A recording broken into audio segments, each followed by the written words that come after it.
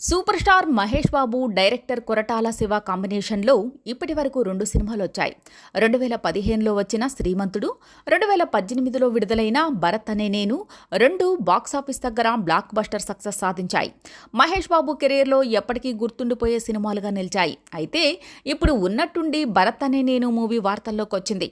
హోలీ పండుగ కారణంగా మరోసారి సోషల్ మీడియాలో అందరూ ఈ సినిమా గురించి మాట్లాడుకుంటున్నారు. హోలీ పండుగతో భరత్ అనే నేను సినిమాకి మహేష్ బాబు ఫ్యాన్స్కి చిన్న అవినాభావ సంబంధం ఉంది. అదెలా అంటే, ఈ మూవీ కోసం మహేష్తో హోలీ సెటప్తో కొరటాల ఓ యాక్షన్ సీక్వెన్స్ షూట్ చేశారు. సినిమాలో భరత్ రామ్ రాష్ట్ర ముఖ్యమంత్రి కావడంతో ఎవరు గుర్తుపట్టకుండా ఉండేలా హోలీకి మొహానికి రంగులు పూసుకుని పబ్లిక్లోకి వచ్చి ఫైట్ చేసేలా దర్శకుడు ఈ సన్నివేశాన్ని ప్లాన్ చేశాడు. దీనికి సంబంధించిన ఫోటోలు కూడా అప్పట్లో బయటకొచ్చాయి. అయితే షూటింగ్ అంతా అయిపోయిన తర్వాత ఆ సీన్ని ఎడిటింగ్లో లేపేశారు. ప్లేస్మెంట్ కుదరలేదో, నిడివి ఎక్కువ అవుతుందని భావించారో, కథకు అవసరం లేదని అనుకున్నారో తెలియదు కానీ ఆ ఫైట్ని డిలీట్ చేసేశారు.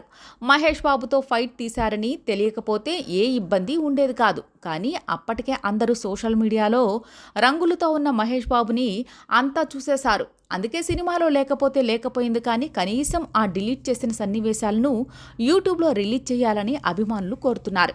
ప్రతి ఏడాది హోలీ పండుగ రావడం, భరత్ అని నేను ఫైట్ సీన్ రిలీజ్ చేయమని ఫ్యాన్స్ డిమాండ్ చేయడం గత 7 ఏళ్లుగా ఇదే తంతు నడుస్తోంది. ఎన్ని పండుగలు వెళ్ళిపోయినా మేకర్స్ మాత్రం కనికరించడం లేదు, ఆ ఫైట్ని విడుదల చేయడం లేదు.